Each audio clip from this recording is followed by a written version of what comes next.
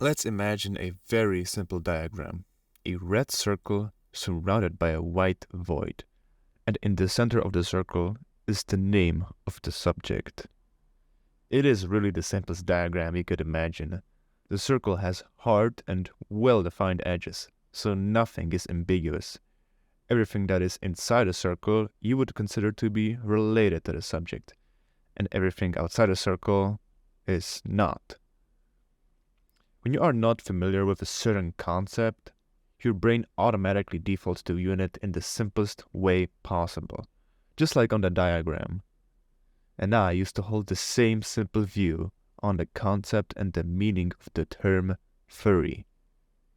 But once I started getting more involved with this term and the whole culture and the community of people that surrounds it, the diagram started changing a lot. The circle got larger, which is to be expected, but also the shape of it started getting deformed. Certain walls of the diagram started to expand and reach out into different areas, overlapping with different concepts and different ideas and different subjects altogether. But the biggest change that I've noticed is that the diagram started getting really blurry, like really very much blurry, to the point where you don't know where does the diagram end. But even worse than that, you don't know which areas of the diagram are fully covered. At this point, everything becomes a lot more ambiguous.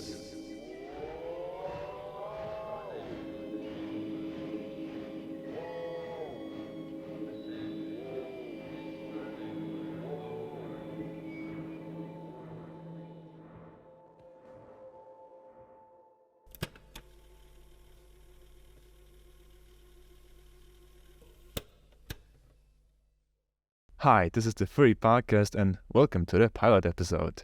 Tonight here with me as a guest is once again Hal. I'm saying once again because we've done a recording session before that and this is our second one.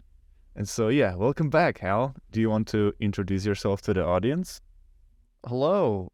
Thank you for having me back on the program. I'm Hal. I draw things online. My Twitter handle is Hal_monitor on basically everything. And yeah, I just draw little comics and that. That's great. All right, so you told me that you were taking a part in a small indie comic artist market event and you were there attending as one of the, let's say, featured artists. So just briefly to kickstart this convo, tell me, how was it? Oh, it was great. Yeah, it was just like you said, like a little indie comics market, like just in the city I live in.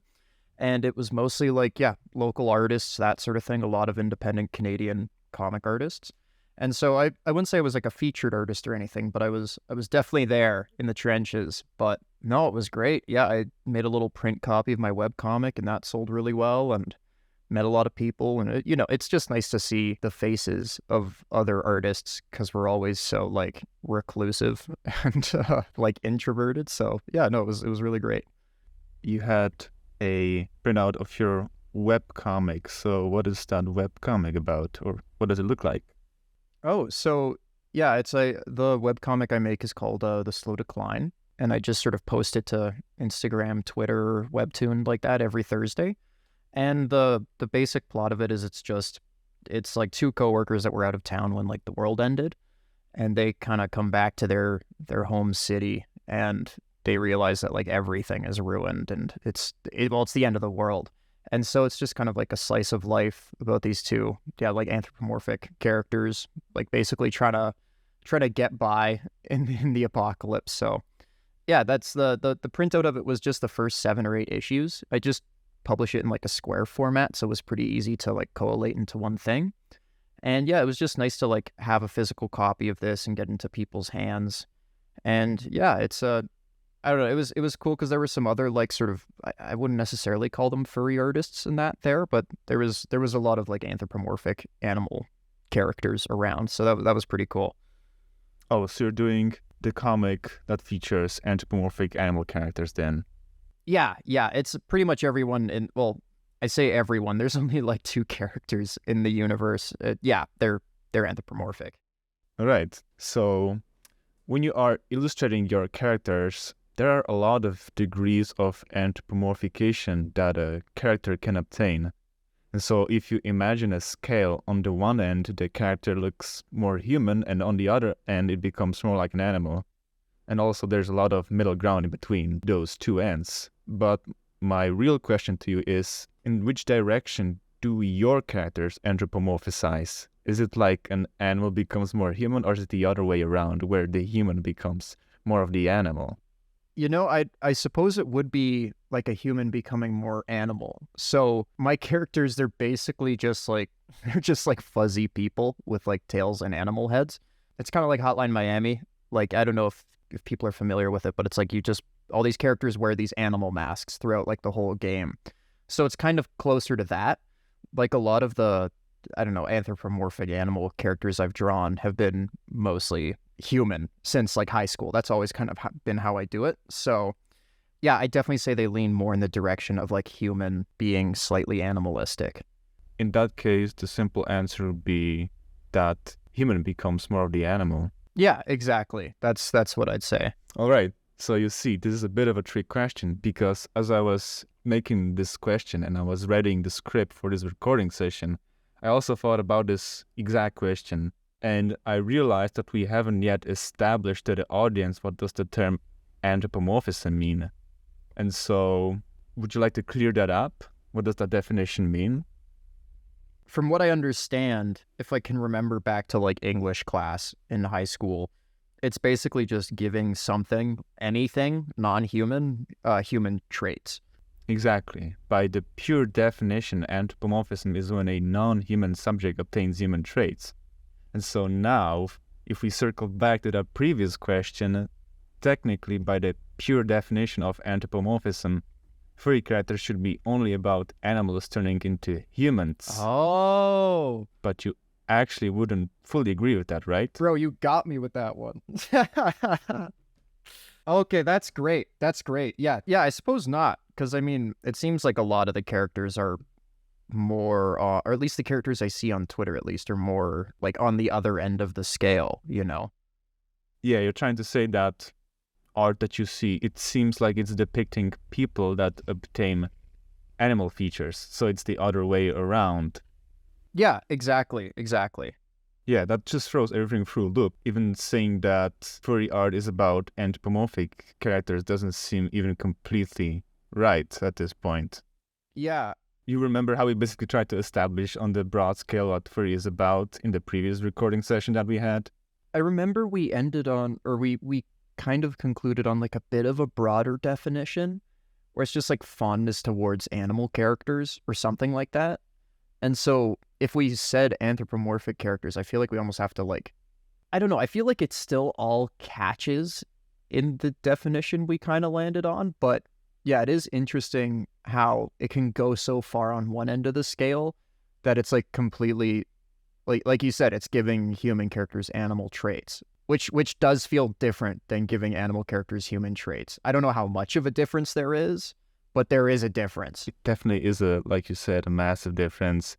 It's like a difference between, I don't know, the movie Bambi and then like the furry art that we see, on Twitter. Like, it's easy to say like, oh, these are both anthropomorphic characters, but actually both of these characters are created in a completely different way and come from a completely different place. And it seems on the surface like the same thing, but it's actually almost a polar opposite in a way you could say. Yeah, because like, I don't know, you've got characters like, I don't know, Fantastic Mr. Fox or like Rocket Raccoon that are very clearly like, it's an animal. Yes. Like it's fully an animal.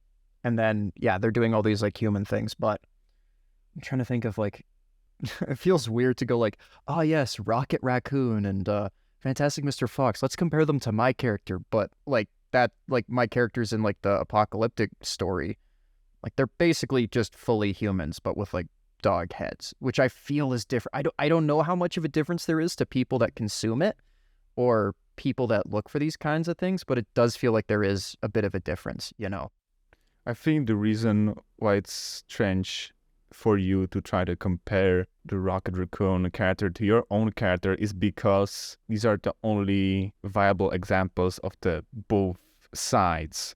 So like the Rocket Raccoon is like the actual real definition of an anthropomorphic character, and your character is basically based on like you or like on Yeah. other people. It's essentially just people. And that's like the very unique thing about like the furry culture and furry art. Yeah. I would go to people and I would like say, oh, like furries, it's about like people drawing anthropomorphic characters. But when you remove the visual aspect of the character, the visual aspect of it having a head of a dog and a tail of a cat or whatever, if you remove the visual aspect, at its core, it's human art. It's art that depicts people, and that's like the difficult thing to explain to other people that are not familiar with the furry culture and the furry alt culture and the furry community as a whole, because you just like think of it as like animal/people, but really, at least for me, I like a lot of the times I perceive it's just like really at its core it's about people. That's the like amazing thing, and also very difficult thing to explain to other people when I try to introduce them to that concept. Oh, you know what? I thought of a better example for something on the opposite end of the scale from like, I don't know, like a Rocket Raccoon. It would be like Mouse. I don't know if you've ever read Mouse. Yeah. I am familiar with that comic. Yeah, it's like the first, I think it's considered the first graphic novel, I'm pretty sure, but it uses anthropomorphic, or I guess animalistic, I don't even know what the word would be, but it uses like human characters with animal traits so well. And if anybody's listening to this that isn't familiar with Mouse, first off, go read Mouse. I don't know what you're doing. Go read it. And well, second of all, like, because it's about like the Holocaust, and so it does a really good job of using like mice and cats as kind of like, I don't know, the Germans and like Jews, and they're literally at times just people wearing like a mask with a mouse face. Like you can see the strings tied to their heads in the illustrations. So it really starts to blur the line. And yeah, Mouse is so good. I think that's a better example of like the opposite end of the spectrum, you know? I think it's a really good example that you brought up.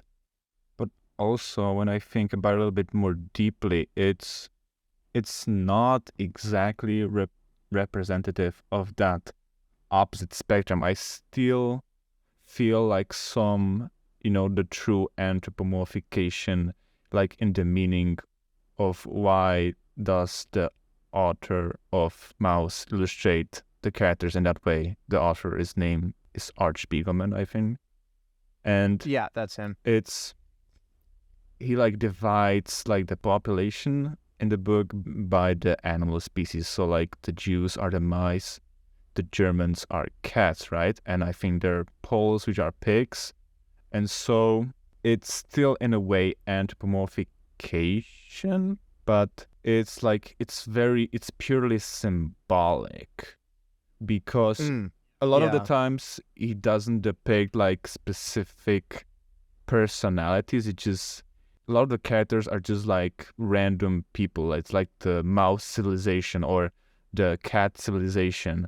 And in this context, it doesn't compare to the depictions that we see in the furry culture, because the characters that we create are based off of completely real people. Yeah, it's not like, okay, like dogs are blank and cats are blank. It's like each person or each character specifically is an animal because of X, Y, and Z. So it's not using like animal characters as like blanket statements or like a way to portray like a whole civilization.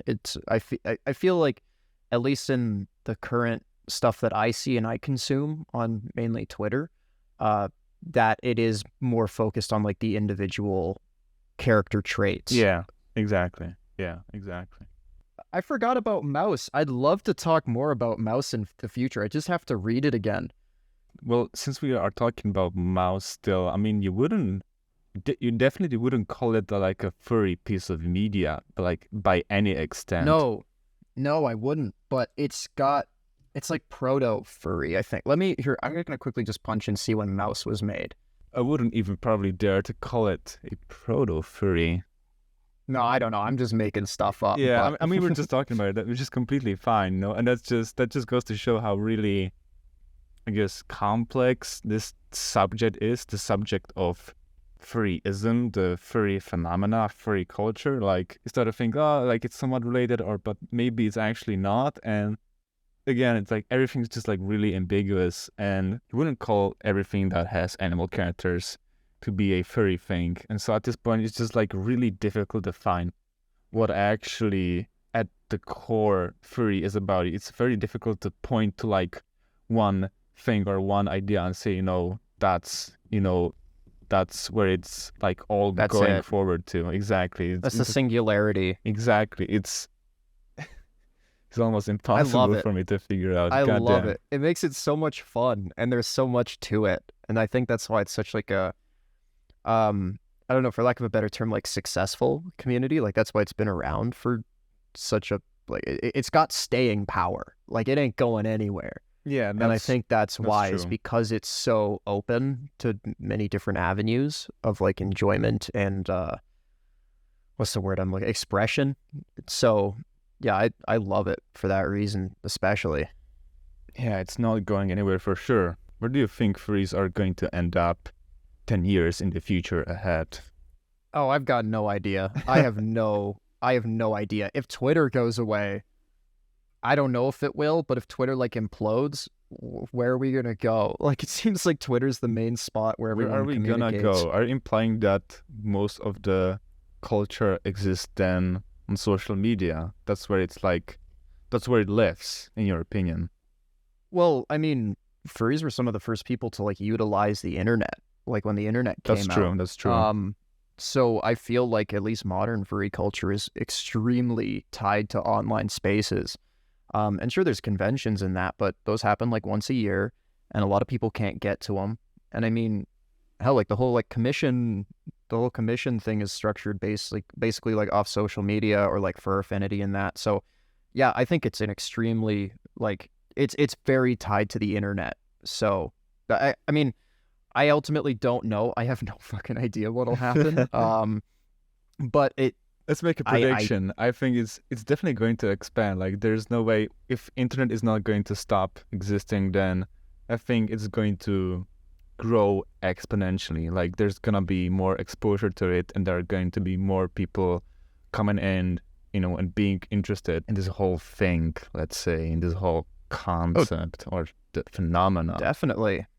Yeah, it'll definitely keep growing. Yeah, for but sure. the question is it a good thing? Because the internet and social media can have like a bad influences on people.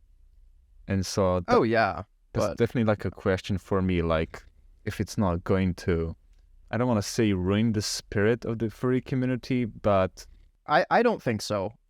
Personally, I just think like it'll change, it'll adapt. Like I said, like the modern furry community has been tied to the internet, like at least in its current iteration. So I feel like more internet isn't like a bad thing, or like more focus. Again, like I said, I ultimately don't know. It's an interesting point you bring up, like the positives and negatives of it, but I think it'll be fine, I mean, and if more people join the party, like hell yeah, let's go. Let's get everyone. Let's go. Let's make it mainstream, baby. Woo-hoo. The big corporations are gonna flow in, and then they're going to monetize the whole culture, and then it's going to be ruined. Oh no! Oh god, I guess I didn't think about that. Yeah, that's not good. Yeah, maybe. Maybe but I mean, actually don't want at it a to certain happen. point, it's hard to avoid. It's like Walmart changed their logo to like a gay flag. It's like you don't give a shit about us, man. It's like you're just trying to get us to buy some like eggs from Walmart. Yeah, that's true. I mean, I'm joking, but I don't think it's actually possible to make it mainstream and to like corporatize the furries, because a lot of the magic stems from it being like a purely individual thing. You know what I'm saying? Yeah. It's just individual thing. I'm gonna end the point here. Maybe I don't know what else to say. Well, I think that just to like also like sort of cap it, like because furries have been on the internet before basically everyone else, I feel like they're pretty privy to that shit. Like they can sniff it out when someone's trying to market to them Yes. in like a cheap way. So I think there's a lot of like internet and tech literacy in the community, and that's why it's like I think it'll be fine for the most part, because I don't think people are gonna buy into that shit.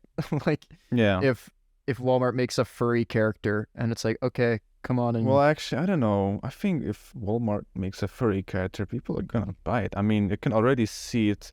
I feel like it's happening slowly in Fortnite. They release like a wolf guy skin, and he looks lanky and has like an interesting outfit, and people are like, "Oh my god, that's the new true. furry That's true. Fortnite character! I gotta have it, man! Finally, some furry representation is in here." But I do feel like there's a difference between like a corporation doing that and then like Fortnite, which is also an extremely online game that's been in like internet culture for like the past 5 years now. Yeah. And all like I feel like there's probably just some like furries working at Epic Games and they snuck in some of their designs. Yeah, maybe. Like sometimes I feel like it's closer to that than them going like, oh, we need to market towards this group and this group. Because I imagine half the people that buy that skin are going to be kids that go like, whoa, this wolf guy looks sick as hell. And then they buy the skin. Not like, well, I don't know. Like Meow Skulls was pretty cool. Like people were pretty hyped about that. So Furries are I going don't to know. dig it up too, I think. It's up for debate. We're gonna see. My prediction is it's not gonna completely become like a mainstream and like a capitalistic entity. Yeah, But, if it's going to become popular, then somebody is going to try to capitalize on it. That's just inevitable. definitely. But at the core, I don't think it's going to get rotten or not rotten, but they're not going to break our spirits. Yeah. Yeah, we will fight them in the Walmart aisles. We will fight them in the, I don't know what else. Yeah, we're gonna beat them with strip friendship, malls. with the strength of friendship. Yes. Okay. Yeah. Okay, you know what? I'm gonna slightly change the subject. I wanted to ask you, what do you think about the word furry, but from a phonetic standpoint? The way it sounds. Oh, I don't know. It's like, it does sound inherently cartoonish because it ends in the little like E. So it's like, oh, furry. I don't know. I haven't really put much thought into that. I mean, like, I mean, I could say that I have a pet peeve with the word furry, let's hear it. which is that I just simply don't like the way it sounds. Like some words sound good and are pleasant to Yeah. pronounce, and some are not. Yeah. And I feel like that is the case with the word furry, at least to me.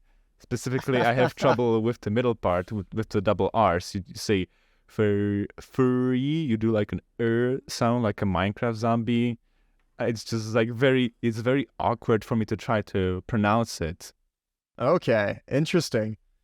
I never thought of, yeah. I mean, well, the reason why I mention it is because some time ago I was thinking about why do I not like saying the word out loud, not only in public to random people, but also to people from the furry community itself.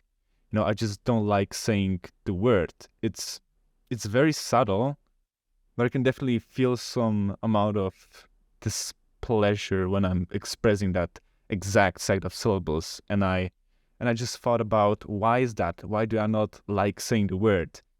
And of course, the simple conclusion would be that I do not like what the word represents. But obviously, I don't think that's true. I mean, I don't love everything about the furry culture, and I don't think that everything in here is sacred and beautiful and perfect and pure and amazing and whatever. In fact, yeah, there are a lot of things that I do not relate to and even downright dislike, but still, despite that, I like a lot of the ideas that run across this culture. Different ideas and movements that I want to support. And so, at this point, I just realized that actually I maybe simply do not like how that word sounds from a phonetic standpoint. The answer could be just simple as that. yeah. Like, I don't like saying cheeseburger, but I fucking love cheeseburgers, man. But I just don't like saying it. I don't know. There's something about cheeseburgers. Cheeseburgers. What? What's the issue with cheeseburger? Which part of the word I is don't know, man. problematic? I hate that word. I hate saying that word. It sounds Cheeseburger. like goofy. I feel like a loser when I say the word cheeseburger. I don't know. But I understand what you mean, because yeah, it's like there's nothing against the actual meaning of the word. It's not that you have some like weird, or like you have a reservation about it, or you're like, oh, like God, I don't even want to think of like what this word traces back to. It's just, yeah, there's something up with the word that you don't like about it. Yeah, yeah. I have a theory that the way words are pronounced and the way words sound have a not massive, but at least slight influence on how we perceive the Yeah. concepts that are behind those words. And so it may be a stretch. Well, I don't think it's a stretch, but I feel some of the negative and not positive feelings that people may have associated towards the term furry could be, I think, definitely at least partially attributed to how just goofy that word sounds. Yeah, it does sound pretty goofy, if I'm being honest. Like I said earlier, it sounds like cartoonish, which it has its reasons for. I mean, it started with underground, like indie comics and that, like comics with an X. And so there is cartooning, like, associated with it. So I totally get it. But yeah, I do agree that it does sound a bit more like, well, I don't know. Yeah, cartoonish. I don't even know what like a good, there's no better alternative. Like it works so perfectly.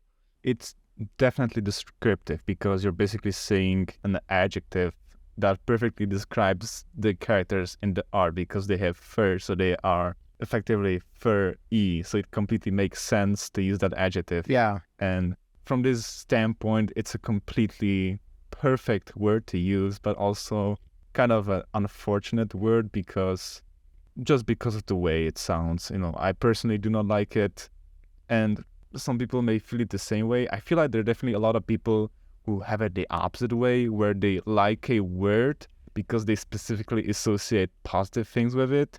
They just like lit up when they hear the word furry because they associate good things with it. But here I am minding my own business, thinking everything's fine, and then I just say the word and I'm like, I don't like saying that word. Yeah, I don't like, for me personally, I'm like perfectly neutral, leaning towards like positive on it, like because I love like the furry. It sounds so cute. It's like a cute little word. I like it a lot. So yeah, but I get why certain words like phonetically are not.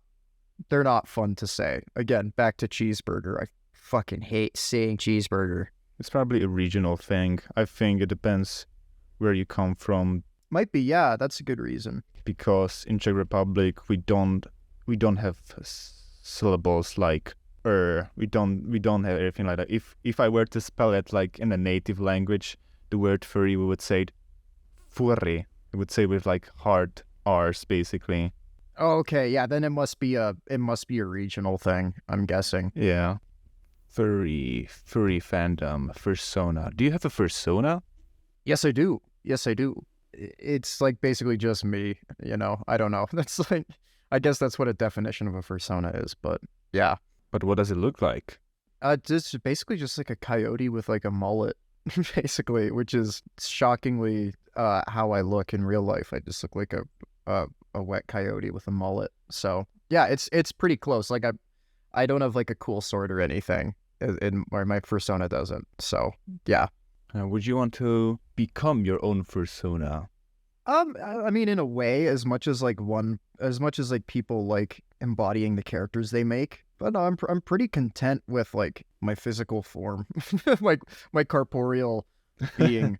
But I just like using it to kind of work through stuff and like put myself in situations, or not even put myself in situations, I guess. Like it's just therapeutic to kind of draw yourself through this like lens.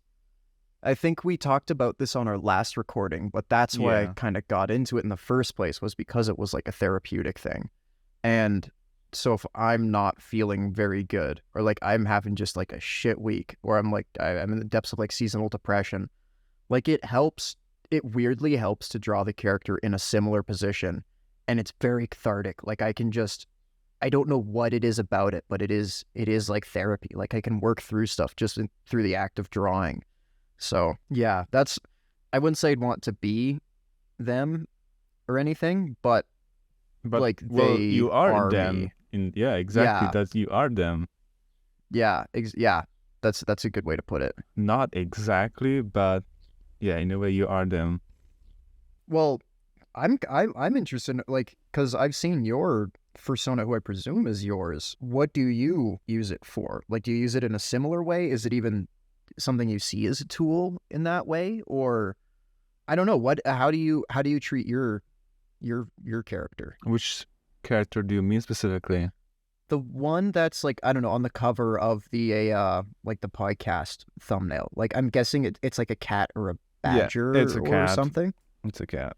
Yeah. So what's the situation with that fella? I gotta be honest, I'm not exactly treating it as a persona. I used to have a persona when I like joined a community, when I first, like stepped my toes into it. I Yeah. obviously made myself a persona and also came up with the nickname for it, which was Oliver. So people on the internet, on the furry internet, let's say, they know me as Oliver. And my Hmm. initial persona was a yellow dog. Oh, So nice. it was just, Dog gang. it was like, I think it was this like second furry OC that I drew. I drew it on paper, I remember. I was like, hey, I like that guy. I'm just gonna draw him on a tablet digitally, and that's how he like came to life. But over time, I kind of just stopped drawing him. I just kind of lost the vibe of it. And like Mm, in general, I'm in this position where I wouldn't say that I have a persona per se.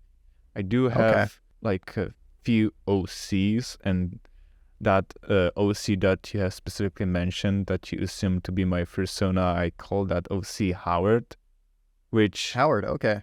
yeah, Howard Storm is the full name because he's got like a little bolt on his forehead. Dude, I And love the bolt. he is like I don't know. Right now, I'm just trying to actually figure out what is the difference between a persona and an OC, because basically persona is like an OC, but it's got the attachment of it being like the main thing that represents you. It's like if you have a loadout of OCs and then you have like one main OC, like the one that is the biggest Big one. boss. Yeah, exactly. Just the main guy, then that's like the persona, quote unquote. And so at this moment, I do not have like a character that I would use. Well, I mean, actually, I guess I could say it's my persona because I have it on my Twitter as a profile picture. That's why I assumed. I'm like, oh, this is like the Yeah, icon yeah, that he that's the uses. safe assumption to make. It's completely valid to think of it as a persona, but I personally like do not have the attachment of like, oh, this is my persona.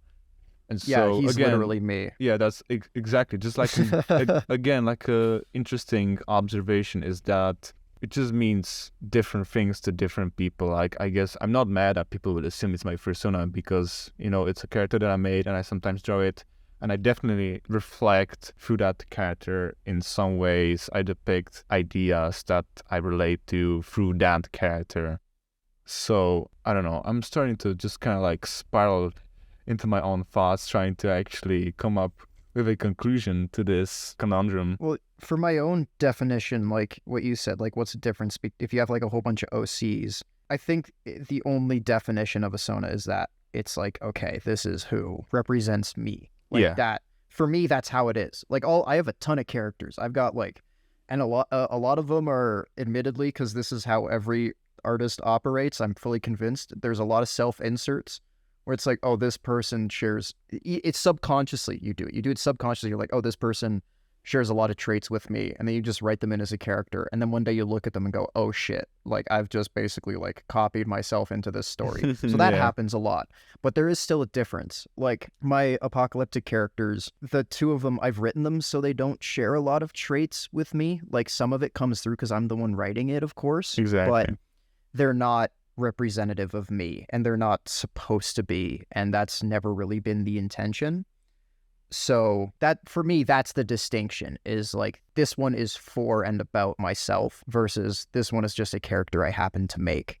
Exactly. And so at this point, I guess I wouldn't exactly say that Howard is exactly supposed to be me.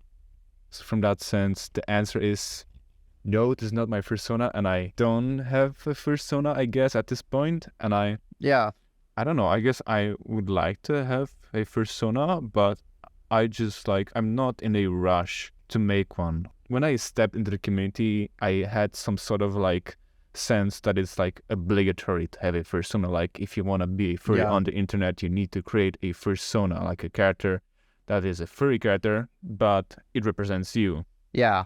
And so obviously I made one, and pretty much everybody who like joins in makes a persona character. But right now I do not have a active persona, and I don't feel the pressure to, or like the need to have a character that exactly is supposed to represent me in the online space.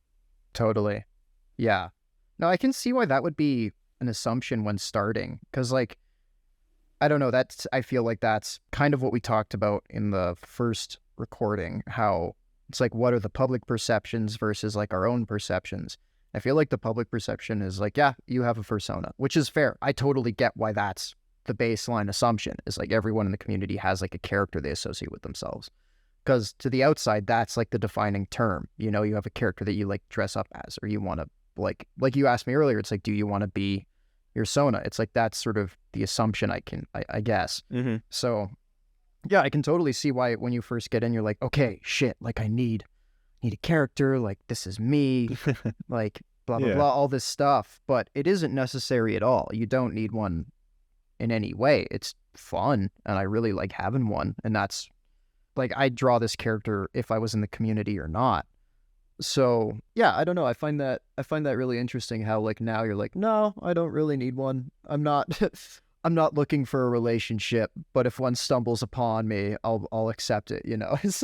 You're not seeking out a persona, you're waiting for, I'm sure one will come, and if it doesn't, who cares? But yeah, that's the best way to do it. Not like, oh shit, I need to make a character that is me. Like, that's never a good way to go about things. Yeah, it's a good point.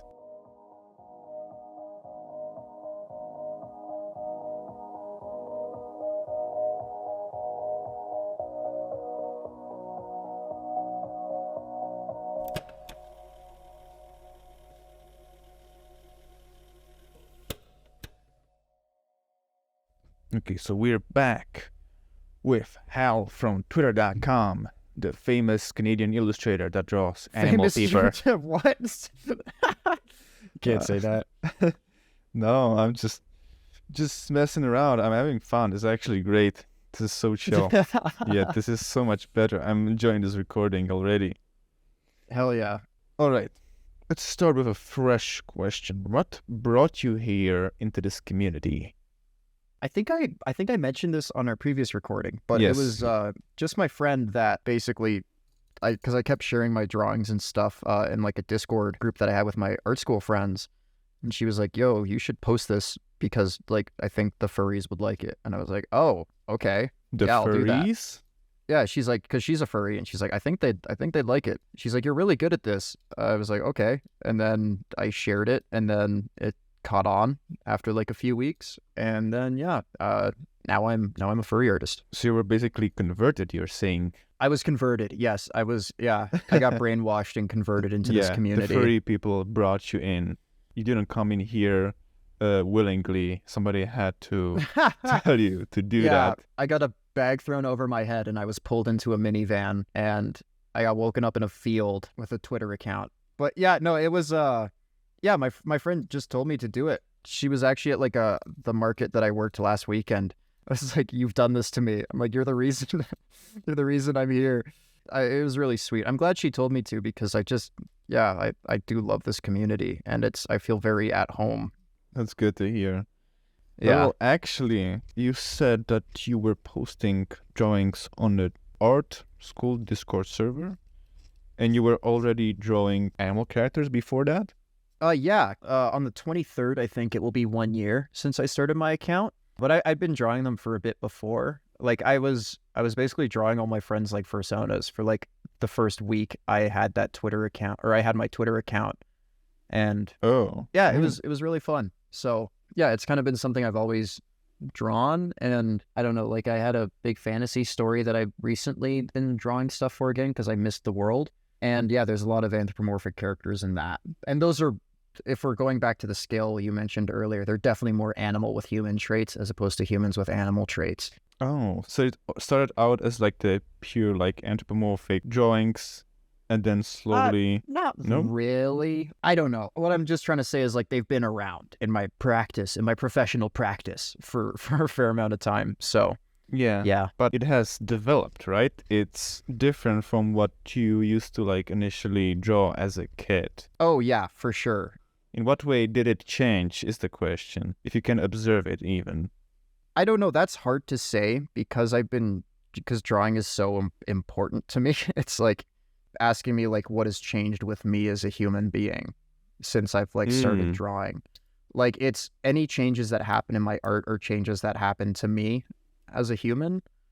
And so it's hard for me to kind of like look through my stuff and analyze it beyond like a stylistic sense. Because like if I'm looking at it, I'm like, oh, like this is when I started reading this artist, or when I got more into like doing studies of like this comic or this comic. Like I can see visual changes pretty well, but it's a lot hard for me to analyze the subtext to them, I guess you could say. It's so tied to me as a person that I'd have to really psychoanalyze myself. Yeah, maybe you want to avoid that because we don't want to do psychoanalysis in the middle of a podcast. Yeah, that's for my journal. That's not to be uploaded to YouTube. You have a journal then. Hell yeah. It's like the cheapest form of therapy. It's great. It takes your abstract thoughts and turns them into a physical object, and you have to write it. You can't type it. It has to be a written journal, and it makes your thoughts it makes your thoughts a physical object, and then you have them. They take on form and they take on shape, and for me at least, that makes them a lot easier to like revisit or to like cope with if they are a physical object. Yeah, I love journaling. It's everyone that I talk to that does it, it seems to feel the same way. It's incredible. I love it. But it's like, obviously it's no replacement for actual like therapy, but I find like, I don't know, it helps me a lot in the ways I need it to. Oh, I'm a big journal sketchbook guy. Like my sketchbook is like the same thing. Like I treat it as a journal. When I was in like Scotland for 2 weeks, like I kept like a little travel journal. Like I've got it right here. And I don't know, it's nice being able to hold it and go like, yeah, this was my experience, like through my own words. And I'm like flipping through it right now, and it's just very comforting to hold because it was kind of like my companion because I was there by myself. So I had this book, and this book was who I was traveling with. Like I'm a big fan of like objects. That sounds really dumb when I say it out loud, but I like objects that are like, it's like, this is like my wallet. Like I love, or like, this is my backpack. Like I'm fascinated by that stuff because like, as soon as you look at it, like past like that, this is a backpack, you're like, what does this mean to me? And like, how many places has this gone with me? And you do anthropomorphize the backpack. Yeah. Now that you describe it that way, I definitely relate to it also to a certain extent. I like things that have like a patina to it or like a story behind it. When I get a new pair of shoes, I'm like, I've got a new pair of shoes, and then I have in my closet like these old beat up shoes that are like falling apart. And they're like worn and you can see it. I'm just like, oh, I love these. I'm just gonna put on these because I love them so much. You're like my friend almost, you could say. They've been with you for so long, and you almost treat it as like a not living object, but it's like a friend that has been with you and experienced with you, the things in life. Like you walked up a mountain or you've been to a different interesting location and the boots were there to experience it with you, basically. Exactly. Like my backpack that I brought on the trip too, because like I just went out to like a lake with a friend like the week or two after I got back, and I brought the same backpack with me. And then the moment when I like laid it out on my bed and I pulled my stuff out, I was like, oh, I feel at home. Like the backpack has become, it's like an extension of myself. It's like, it feels comforting to have that thing on now because it's been with me through like some pretty like, I don't know, experiences that I were like very special and Yes, like I agree. anxiety inducing, and like yeah, it's like it is like a home now. Backpack is your home. That's amazing. Yeah. God, I love objects. That was that was a fun little tangent. I like that. Yeah, well, I just wonder, does it relate? It doesn't. Who cares? It's fun. I mean, I feel like there could be some connection to it though, to be honest.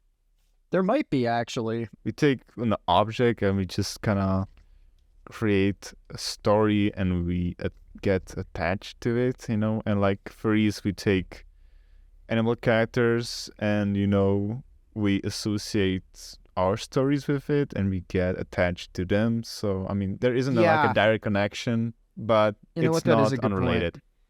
That is a good point. Yeah, and it's like my Sona, I guess. Like at the beginning I didn't necessarily feel very attached to him, but a year in, he's very comforting.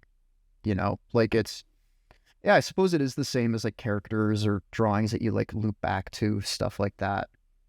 Yeah. It's like just the familiarity of a thing, and then through that familiarity it becomes more than the thing. It's yeah, I love stuff like that, man. It's so fascinating.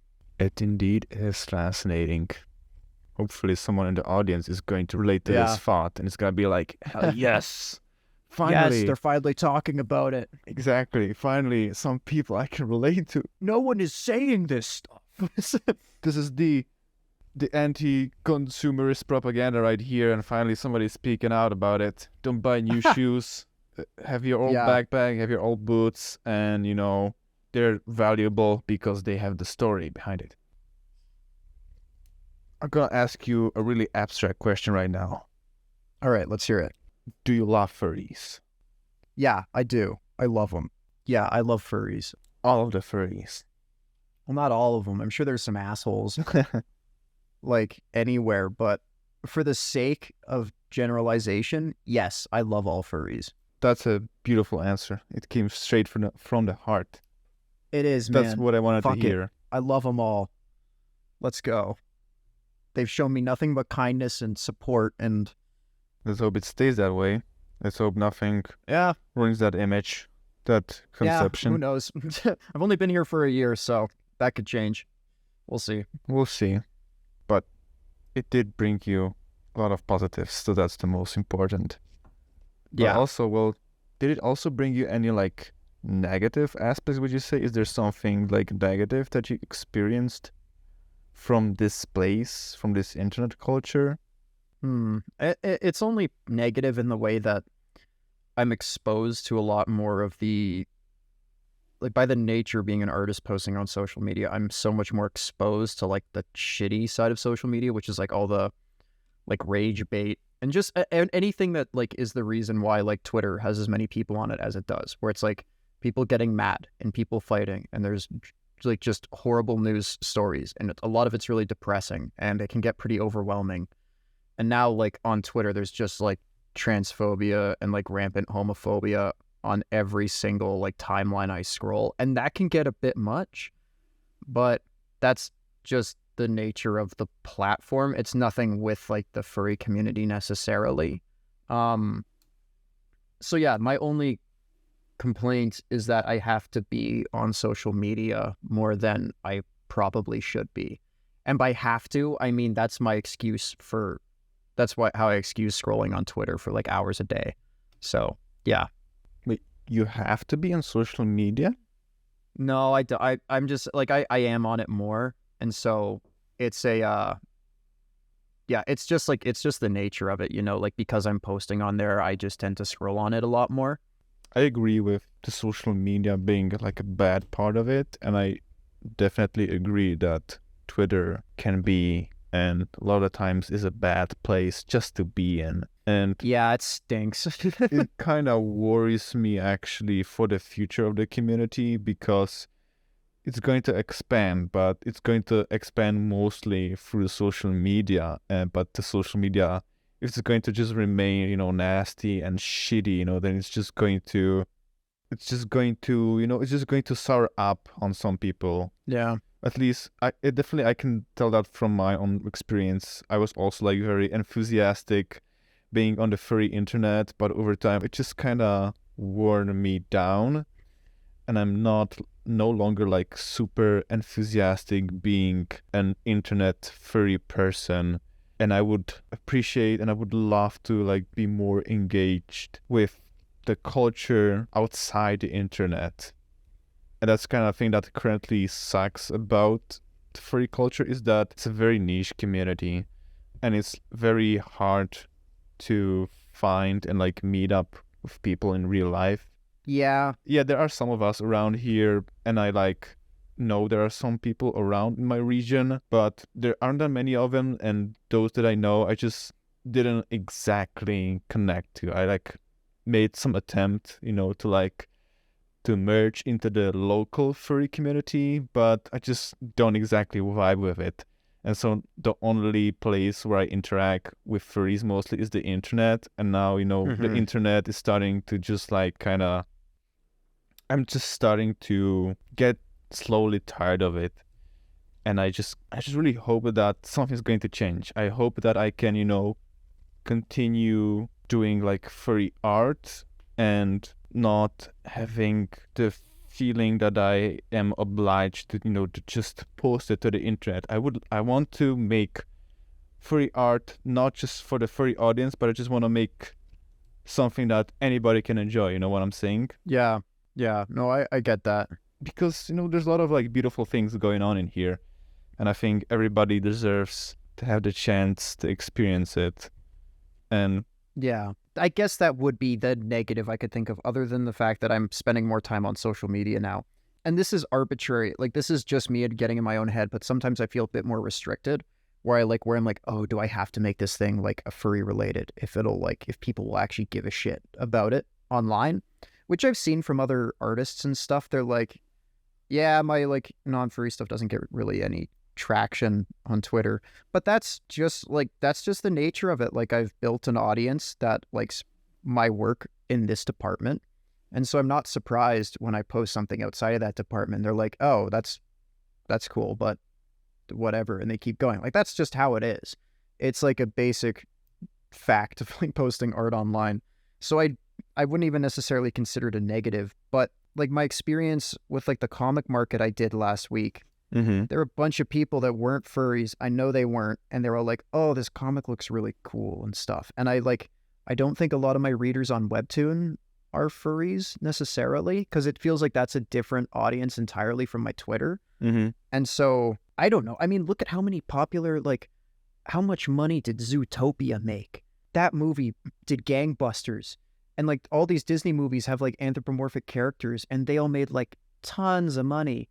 But it's not only furries watching it. It's like everyone. So it's just I think the distinction is more between like, it's a bit hard to market to a general audience, like a character ref sheet for like a fursona, or like fursona standing on background. Yeah. Which is something that, I mean, I draw that a lot. So I'm not knocking it, but it's like, it's hard to get that stuff to reach a wider audience. But I think good art is stuff that can be perceived by anyone, regardless of the subject matter. Exactly. So it doesn't matter that it's like based in like the furry community or it comes from the furry community, as long as the art is like strong and it's got like a good message to it. I don't think it matters.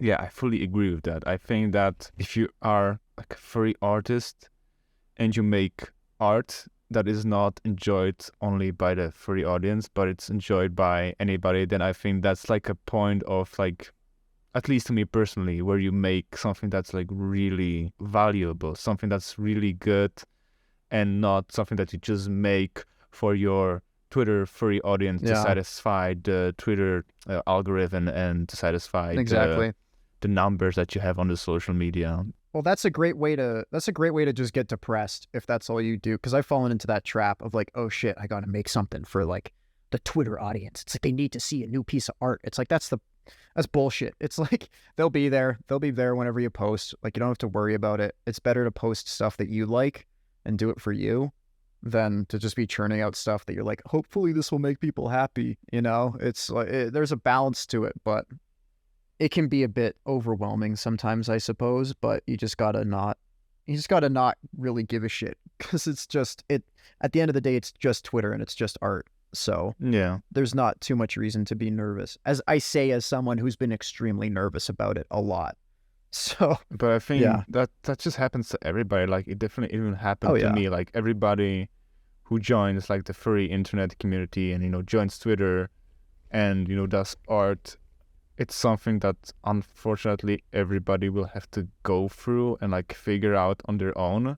Hmm. Because we say that, and I can say to other people, but still people are going to have to experience like this revelation for themselves, because at the beginning Exactly. they're just like very enthusiastic and just they see everybody is doing art and they want to do art and they have the energy and the time to do it, and so they do it. And only with time they will like figure out that maybe they shouldn't be just doing art for the Twitter. People should be doing art for better reasons than just to satisfy some internet free audience. Yeah, and like you said, that goes for any audience online. That's Yes. like thing with YouTubers, with artists, with musicians. It's like you just got to do that shit for you. Because what's the point? Like if you were trying to get the bag and you were trying to get rich, you're in the wrong department. Like go into business if you want to make a bunch of money. Yeah, I'm just using that as an example. I'm not saying every person that posts to Twitter is like, I need money. But like if you're in it for like this arbitrary number or like engagement or anything, like you're doing it for the wrong reasons. I feel like everyone knows that.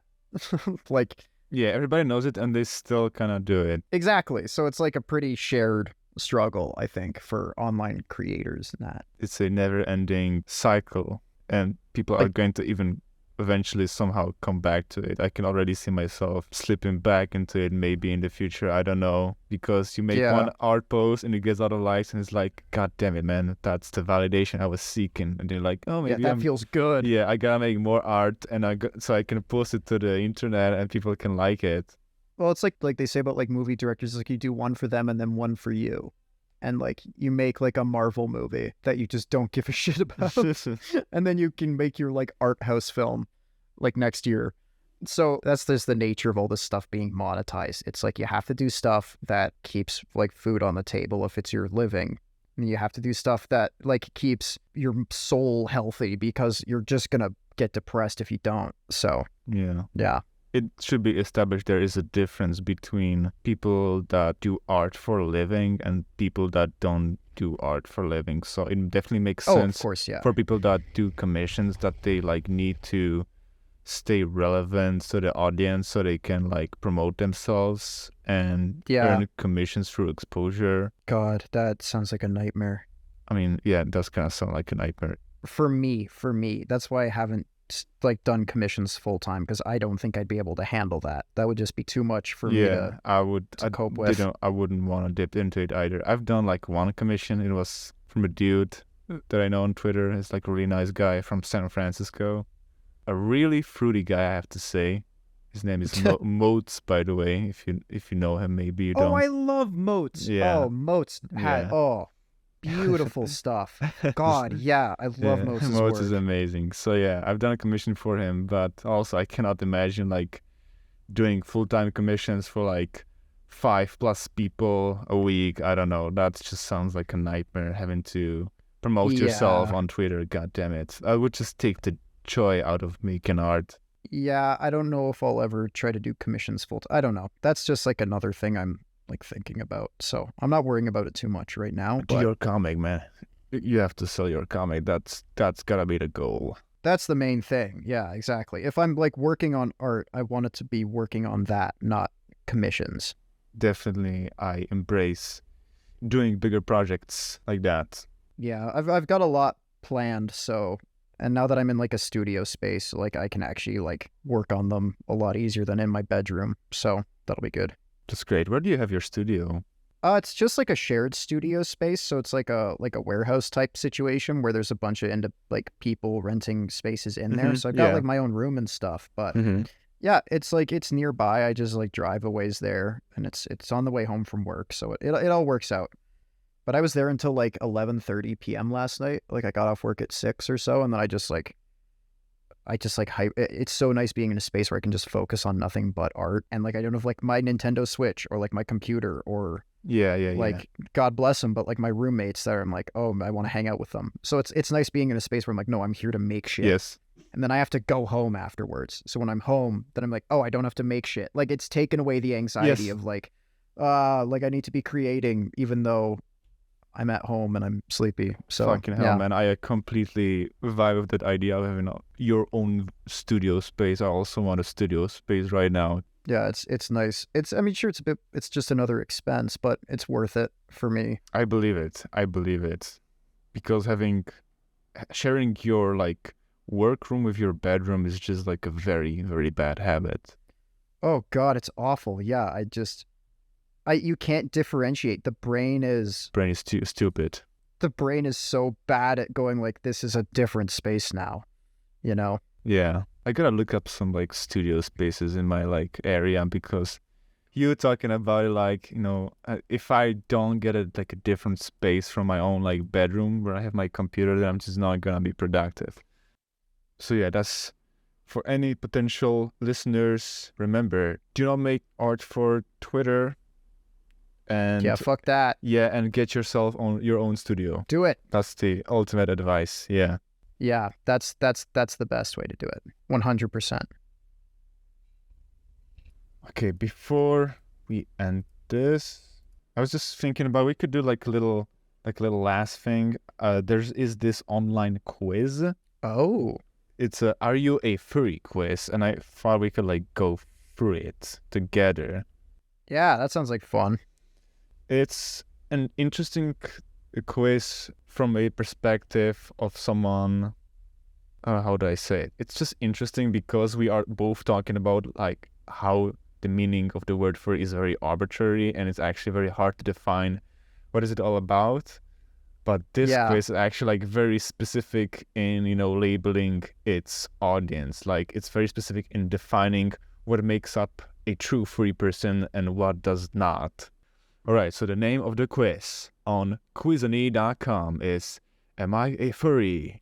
And the description is, are you someone that has an enthusiasm for animal characters that also have human characteristics? Find out if you are dedicated enough to be considered a furry. Dedicated enough? Oh God, I don't know if I'm dedicated enough. Okay, let's start. So the first question is, would you ever wear an animal costume? Yes, I would. All right. Let's do it. That's right away. Yes, sure. I think I've got it. Yeah, I think I'm going to be a furry if I answer yes to that. Second question. Would you ever sleep with someone that's also wearing an animal costume? Whoa. That's an interesting one. I personally, I feel like it would get too sweaty.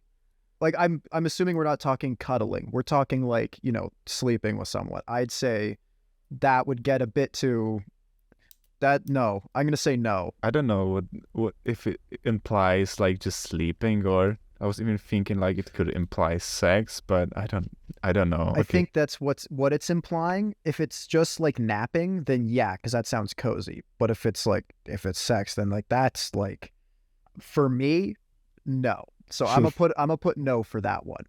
Okay. Because I think that's what they're implying. Okay, so answer, I wouldn't. All right. Third question. What is the most important part of a fur costume if you were to have one? Okay. So there are three options: the tail, accessories, or the whole thing.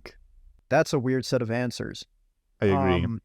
Well, I'm going to say everything because that accounts for both the tail and the accessories. I thought it was going to be like the head, the body, or the tail.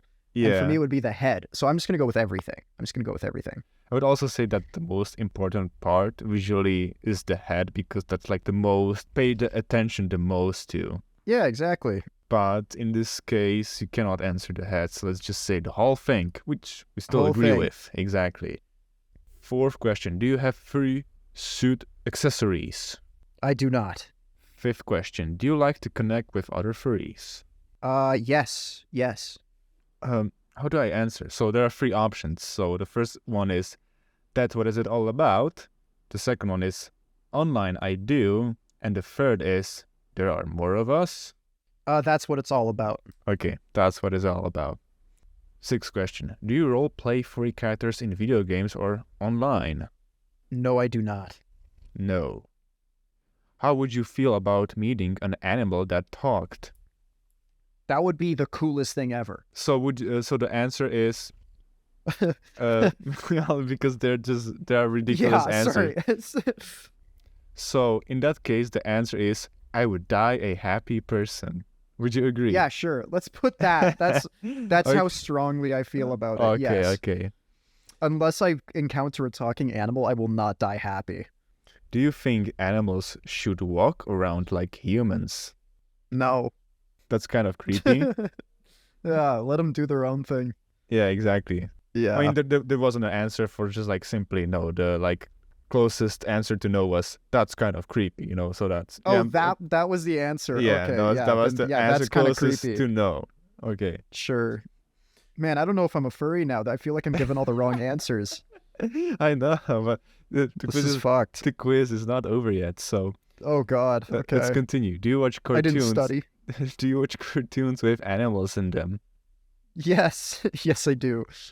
Every day or once in a while? Oh, it's this kind of thing every day. You know what? I feel like I'm just gonna say every day to throw off the I don't want animals walking around on on 2 feet. Okay, so you're answer. balancing. I'll say every you're day. balancing it. I see. Yeah. 10th question. This one's pretty easy. Do you enjoy science fiction? What? Yes. Yes, I do. Do Yes, you I do. live for it? Do I live for it? Yeah, sure. I mean, I write a kind of sci-fi Yeah, webcomic, so I That's suppose true. I do So live actually, for it. yeah, that's a good answer. It's actually on point. Another question. Do you like artwork with animal characters portrayed in it? Yes. Yes, I live for it. I'm sorry, I live for it. It's no longer a viable answer. There are 3 options, so Oh shit. Okay. I would pay top dollar for it, or Yeah. I prefer modern stuff, or yeah, it's cool. I'd pay top dollar for it. Okay. Okay, 12th question. We're past the middle point. Coming right up. Do you have a persona? Oh, yes. Wait, let me try and guess what the answer is. 1,000 times yes, I do. Yes. No, the answer is more subtle. It's of course with an exclamation mark. Okay, of course with an exclamation mark is my Yes, final answer. Of course you have a persona. Of course. Did you give your persona a name if you have Yes. one? Yes. Of course, exclamation mark. Yeah, it's not a persona without a name, exclamation mark. Yes, exactly. What is the largest furry convention held every year? Midwest Fur Fest? So the answers are Pittsburgh, New York, or Portland. Oh, fuck. I'm going to just say Pittsburgh. Yeah, I also think it's Pittsburgh. Do you ever join furry forums? Yes. I think Twitter's a furry forum. That's what I'd consider it. Like the furry, like that's basically what it is.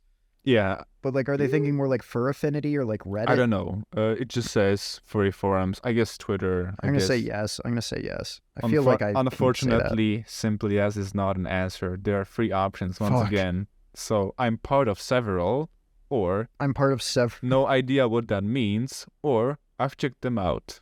I'm going to say I'm part of several. Okay, valid. Have you ever been bullied for being a furry? No, I mean, my roommates joke about it sometimes, but no, I've never been bullied. Okay, luckily no is an actual answer, so let's click no. Do people tease you that you act like a child? What? That's a weird question. Yeah, that's a No. weird question. No, Let's just say no then. Are you a male or female? I'm a male. There are 3 options, so male. Oh, what's the third option? Female, and the third option is who cares? Oh, go with who cares. Yeah, Yes. fuck male. Go with who cares. Exactly. That's the correct answer. That Of is course. the correct answer. I love how there was one like quiz answer. It's like, where's the biggest furry convention held? Like, are we gonna get an answer to that? I don't know. Are they gonna tell us? I think not, but I think Pittsburgh is a good answer. I don't think Gotta it's be in New Pittsburgh. York No, and what is the third one?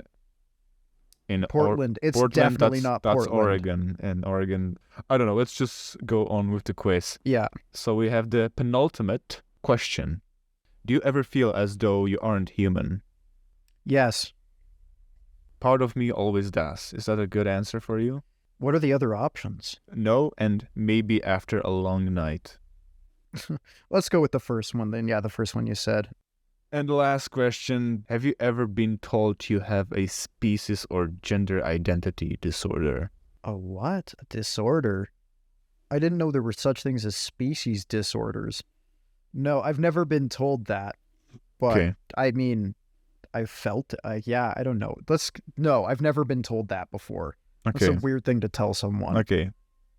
Okay, so congratulations, you are 100% furry. You actually passed the Yes. test. Oh my god. Yes. I cannot Oh believe my it. God. Holy This is a shit. miracle. How I don't did have you to do delete it? my Twitter account now. Well, I'm really impressed because I've done the test and my answer was I'm not really a furry last time, and I've done the test like No. twice. Yeah, Bro, no, I guess how could I'm not you? a furry, but you are. Damn. You are a furry. Well, I'm glad I passed that because I'm worried my credentials would be called into question if I didn't. So God that's damn good. it. That's good. Is it because you said you didn't want animals to be standing upright? Well, yeah, I said that, but you also said that I also clicked that option in your test. So actually, now I'm thinking about it. I actually don't know which answers were different. There are a few different answers. Yeah. You answered that sometimes you don't feel as a human. I would say no, and you said sometimes I do. Maybe the not Well, being human was the that's question probably the big one. for most points, probably like 80% Yeah. of the points. Yeah. God damn it! You're not a real furry if you don't feel like a human, I guess. I suppose. I don't know. That seems a bit strict, but that was a fun quiz. I'm glad I've confirmed my suspicions. I'm heartbroken. I cannot believe I don't have the same result. I can't believe you're hosting a furry podcast and you didn't even pass the test, man. What gives? Yeah, that's not good. That's not good. Well, I guess this is the point where, with this bombshell, we end this podcast. Yes, of this cliffhanger ending. Exactly. Will he be redeemed? Yeah, see We you. just have to find a different quiz. We just have to find a different quiz. Yeah, maybe in the One that doesn't future. talk about Pittsburgh and shit. No, Pittsburgh was fine. I'm fine with Pittsburgh. We can confirm we had no problems with the Pittsburgh question. Pittsburgh Furries are doing a good job representing your own city. Shout out. Well, thank you for listening to this episode of the podcast. If you have any suggestions, comment below. If you have any quizzes, send us quizzes. Yes, please send us quizzes for the easy content. Well, I had a very good time, and it was very fun, and I'd love to do more. So, yeah, that's the plan, I suppose. You're not getting rid of me. Oh, no, I'm not getting rid of you. That's just the start. Awesome. Yeah, well, thanks for stopping by and having listened to the Hi, this is the Free Podcast. That's the name of the podcast, by the way. And yeah, this was the pilot episode, and now the pilot episode is over.